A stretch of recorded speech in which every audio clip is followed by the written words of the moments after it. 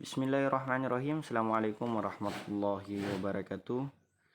Anak-anakku sekalian, alhamdulillah bersyukur atas kehadirat Allah Subhanahu wa taala. Berselawat kepada Nabi Muhammad sallallahu alaihi wasallam. Pertama-tama marilah kita panjatkan puji dan puji syukur atas kehadirat Allah Subhanahu wa taala yang telah memberikan karunia-Nya berupa nikmat iman, nikmat kesehatan, nikmat kesempatan sehingga kita masih berjumpa insyaallah di pertemuan keempat ini. Dan alhamdulillah saya selalu berdoa kepada Allah Subhanahu wa taala agar kita selalu diberikan kesehatan, kesempatan untuk menuntut ilmu. Anak-anakku sekalian yang saya banggakan dan saya cintai, semoga dalam keadaan sehat semua, amin ya rabbal alamin.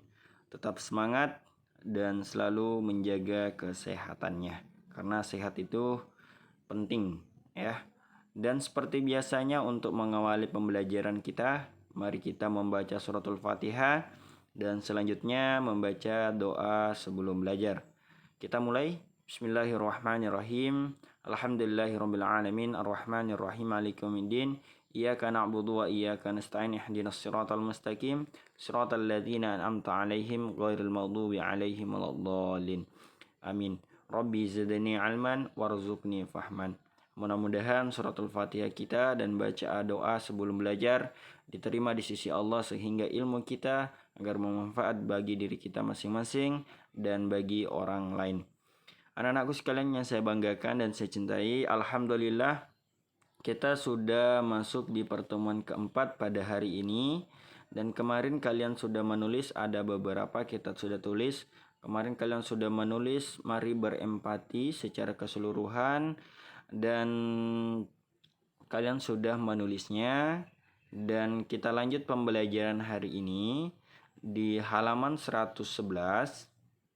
Jadi setelah kalian menulis sebelumnya ayat sebelumnya, di sini ada penjelasan ayat ya. Jadi yang kalian tulis nanti secara keseluruhan adalah ini. Ayat tersebut menjelaskan apabila akan ada kerabat anak yatim dan orang miskin yang ikut menyaksikan pembagian warisan, akan mereka diberi bagian sekadanya. Sebagai atau tali kasih kepedulian terhadap mereka perlu ditumbuhkan. Sikap empati ini akan timbul apabila 1. Dapat merasakan apa yang dirasakan orang lain, mampu menempatkan diri sebagai orang lain dan menjadi orang lain yang merasakannya. Jadi Pak Guru sudah menjelaskan beberapa penjelasan kemarin apa pengertian empati itu, dan secara kesimpulannya atau secara intinya lagi ada 3 dari penjelasan ayat tersebut menjelaskan. Yang saya ulangi, 1. Dapat merasakan apa yang dirasakan orang lain, itu sudah menjadi pengertian empati secara istilah. Terus kedua, mampu menempatkan diri sebagai orang lain, artinya apa yang dirasakan orang lain itu pun yang kita rasakan. Dalam hal ini adalah bentuk rasa empati kita kepada orang tersebut. Yang ketiga adalah menjadi orang lain yang merasakan. Terkait sikap empati ini Rasulullah Shallallahu Alaihi Wasallam bersabda, yang artinya dari Abi Musa radhiyallahu an, dia berkata Rasulullah Shallallahu Alaihi Wasallam bersabda, orang mukmin yang suatu dengan yang lain sebagai satu bangunan yang bagian-bagiannya saling mengokohkan. Jadi makna dari hadis Nabi ini mengatakan seorang muslim itu bagaikan dalam satu rumah, bagaikan satu bangunan yang saling membutuhkan satu sama lain. Artinya mempunyai fungsi yang sama ya untuk mendirikan satu bangunan. Misalnya saudara-saudara kita sebagai muslim, ada yang sebagai tiangnya, ada yang sebagai atapnya, ada sebagai dindingnya, ada sebagai lantainya. Apabila dalam satu hal tersebut tidak berkaitan satu sama lain, maka rumah itu roboh. Begitupun dengan adanya seorang muslim yang bersatu dalam hal ini menyikapi dalam bentuk rasa empati. Jadi ketika misalnya tiangnya rusak, maka atapnya juga akan nanti rusak. Makanya harus dibantu tiangnya agar tiang itu tidak merusak. Dalam hal ini ketika misalnya saudara kita kena musibah atau kena suatu bencana, maka kita harus bantu karena kita sebagai orang Islam adalah satu atap. Dalam artian ini mengikuti ajaran Nabi Muhammad SAW. Dan selanjutnya perilaku empati terhadap sesama dalam kehidupan sehari-hari dapat diwujudkan dengan cara, ya. Jadi ada beberapa cara, ini saya jelaskan saja nanti apa yang harus ditulis, ya, anak-anakku sekalian. Jadi apa sih cara-caranya ketika kita mau melaksanakan atau menerapkan rasa empati itu kepada orang lain? 1.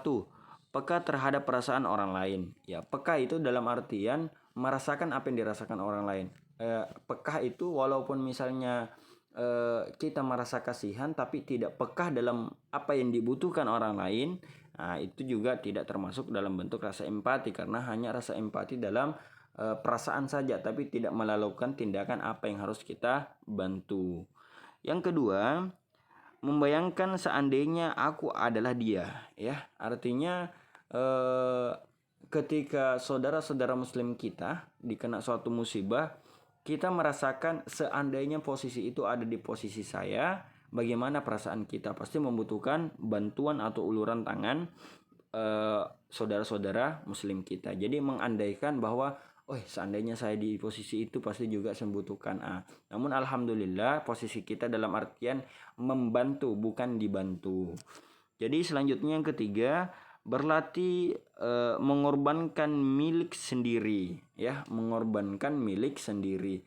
Jadi ketika misalnya kita melakukan bantuan atau infak atau sedekah kepada saudara-saudara kita, biasakan untuk pribadi kita atau milik kita sendiri untuk bantuan, ya. Artinya ketika milik kita dengan tangan kita mengalurkan langsung kepada orang yang membutuhkan, insya Allah itu akan lebih berkah. Yang keempat, membahagiakan orang lain.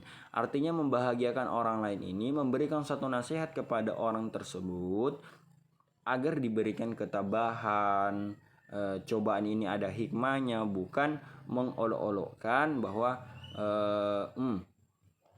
ini ketika misalnya minta maaf, ketika misalnya musuhnya kena suatu musibah malah mengatakan alhamdulillah kapok kamu. Nah, itu ajaran Islam sangat melarang hal seperti itu. Toh juga itu adalah saudara muslim kita, saudara seiman kita. Karena Nabi Shallallahu Alaihi Wasallam dilempar dengan kotoran, dicaci maki, tetap mendoakan orang tersebut agar diberikan hidayah, bukan sebaliknya mendoakan yang tidak sepantasnya. Karena memang ada beberapa atau perkataannya Nabi, hadis Nabi mengatakan barang siapa seorang muslim yang teraniaya, maka doanya akan dikabulkan oleh Allah Subhanahu wa taala. Jadi ketika misalnya kita teraniaya atau dipojokkan, mari kita mendoakan yang terbaik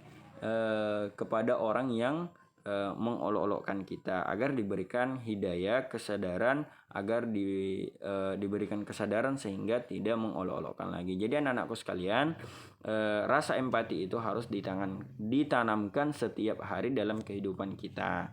Nah, apa yang harus ditulis? Di sini adalah penjelasan mari menghormati orang tua kita, ya. Mari menghormati orang tua kita. Jadi tidak ada manusia, jadi perlu kita pahami, tidak ada seorang satu manusia pun di dunia ini tanpa kedua orang tua, ya. Tanpa kedua orang tua. Saya ulangi, tidak ada manusia di muka bumi ini tanpa mempunyai kedua orang tua. Tentunya tentunya semua mempunyai kedua orang tua. Oke, jadi yang kalian tulis adalah tadi saya sudah tandai Mari menghormati orang tua. Garis baru, siapakah orang yang paling dekat dengan kamu sejak lahir? Tentu kedua orang tua. Bukan? Makalah yang membawa kamu dunia ini dengan izin Allah Subhanahu wa taala. Jasa mereka besar sehingga kamu tidak akan mampu menghitungnya. Antara lain, satu. Jadi ini penjelasannya. Satu, ibu mengandung dengan penuh susah payah dan melahirkan dengan mempertaruhkan nyawanya. 2. Ibu menyusui selama 2 tahun dengan penuh kasih sayang dan terjaga malam hari karena memenuhi kebutuhan anaknya. Ketiga, ibu dan ayah melahirkan kita sehingga kita siap untuk hidup mandiri. 4. Ibu dan ayah bekerja keras untuk memenuhi keperluan keluarga. 5. Ibu dan ayah memberi bekal pendidikan. 6. Ibu dan ayah memberikan kasih sayang dengan ikhlas tanpa meminta balasan. Jadi dari 6 poin ini perlu kita renungkan bahwa begitu besar pengorbanan kedua orang tua kita dalam kehidupan kita sampai saat ini. Menjadi pertanyaan anak-anakku sekalian, selama kalian hidup, apa yang menjadi kebanggaan ibu kalian? Tentunya hal ini tujuan kita adalah membalas apa yang diberikan kedua orang tua kepada kita. Jadi yang ditulis adalah yaitu menulis secara keseluruhan. Ini yang saya sudah tandai.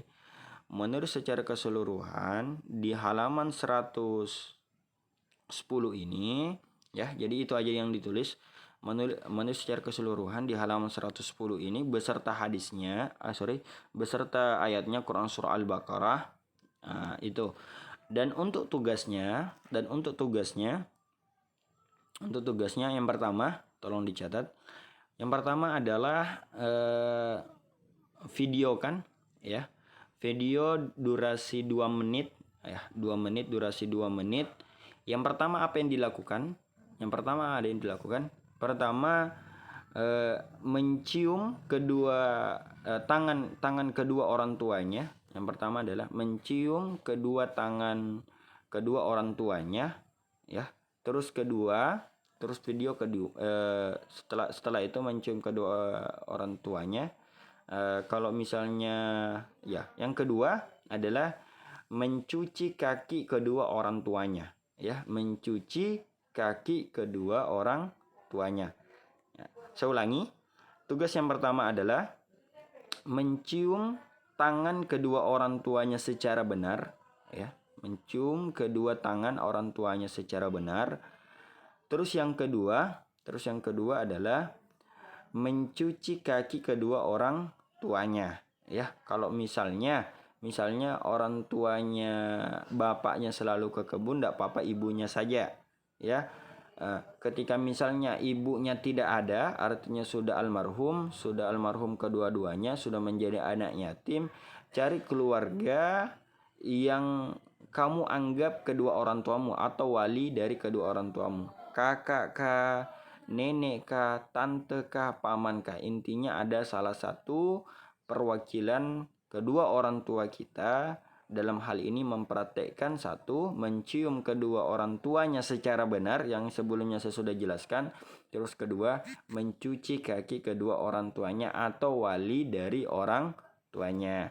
Anak-anakku sekalian, tugasnya itu saja dan yang ditulis itu saja hanya di halaman 112 karena untuk penjelasan mari menghormati orang tua kita, insya Allah saya jelaskan lagi di minggu depan. Jadi rasa empati itu sudah kita tuntaskan hari ini, sudah saya jelaskan secara keseluruhan.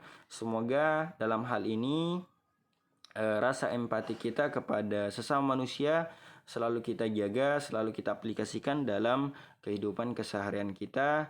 Toh nantinya ketika misalnya kita sudah menjadi orang kaya, mari kita salurkan harta kita kepada anak yatim, orang miskin, dan orang-orang yang membutuhkan.